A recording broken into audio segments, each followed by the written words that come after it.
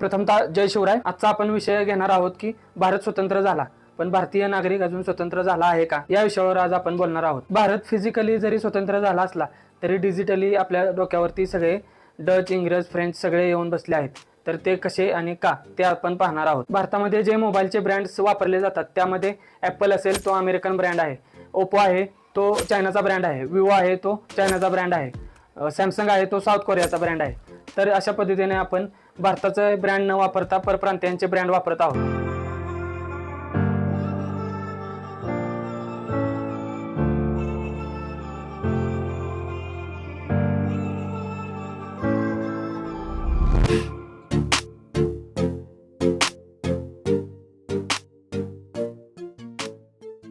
अशा पद्धतीने आपण त्यांचे एक प्रकारे गुलामच आहोत। इंटरनेटच्या क्षेत्रामध्ये पाहायला गेलं तर गुगल हा अमेरिकेचा ब्रँड आहे, इंस्टाग्राम, व्हॉट्सअप हे पण अमेरिकन ब्रँड्स आहेत। भारतामध्ये यूट्यूब, लिंक्डइन अशा प्रकारचे प्लॅटफॉर्म्स जे यूज केले जातात ते सगळे अमेरिकन ब्रँड्स आहेत। तर याला पर्याय म्हणून आपला भारतीय एकही ब्रँड नाही। अशा पद्धतीने आपण इंटरनेटच्या क्षेत्रामध्ये सुद्धा आपण त्यांचेच गुलाम आहोत। त्याला आपल्याला गुगलला पर्याय नाही, यूट्यूबला पर्याय नाही। ऑटोमोबाईलच्या क्षेत्रामध्ये पाहिलं तर टाटा आणि महिंद्रा हे दोनच इंडियन ब्रँड्स आहेत आणि इतर ब्रँड्स आपण बघतोय जेवढे आपल्या भारतामध्ये जेवढे जास्त श्रीमंत लोक आहेत तेवढेच जास्त गुलाम आहेत।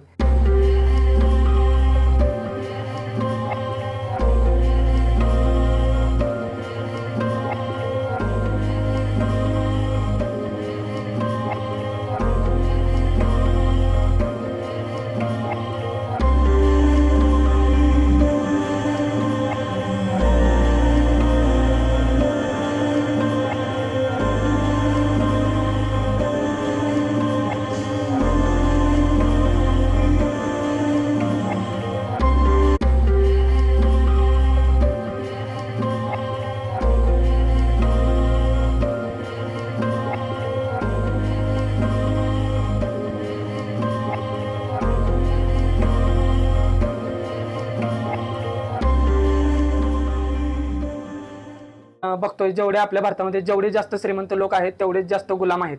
तर ते कशा पद्धतीने, फरारी बघायला गेलं तर इटलीचा ब्रँड आहे, होंडा जपानचा ब्रँड आहे, टोयोटा जपानचा ब्रँड आहे, जीप अमेरिकेचा ब्रँड आहे।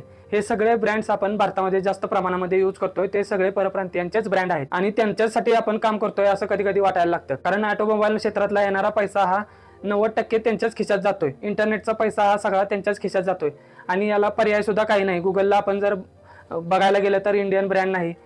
अशाच पद्धतीने आपण डिजिटली सगळ्याच क्षेत्रामध्ये त्यांचे गुलाम झालेलो आहोत। आपल्या पूर्वजांचा इतिहास बघायला गेलं तर 1920 साली राजा जयसिंग प्रभाकर हे राजस्थानचे एक राजा होऊन गेले। त्यांची एक घटना अशी आहे की ते रोल्स रॉयल्स कंपनीमध्ये गाडी खरेदी करण्यासाठी गेले होते पण त्यांना तिथे अपमानित करण्यात आलं, म्हणून त्यांनी आपल्या भारताची स्वतःची ताकद दाखवून त्यांनी रोल्स रॉयल्स खरेदी केल्या आणि त्या महानगरपालिकेला कचरा गोळा करण्यासाठी लावल्या। हा आपल्या पूर्वजांचा इतिहास आहे। तर बघायला गेलं तर 1657 साली छत्रपती शिवाजी महाराजांनी स्वतःचं आरमार उभं केलं। त्यावेळेस इंग्रज स्वतःची जहाज बांधणी करून स्वतःच्या जहाजा बनवत असत, पण छत्रपती शिवाजी महाराजांनी त्यांच्यावर अवलंबून न राहता स्वतः 1661 साली स्वतःचं आरमार उभं केलं आणि स्वतः जहाज बांधणीचा कारखाना सुरू केला।